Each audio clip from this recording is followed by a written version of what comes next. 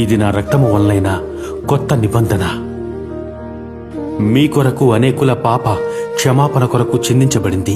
ముళ్ళతో కిరీట మల్లి నీ శిరముపై జల్లాటమున ముత్తిరా,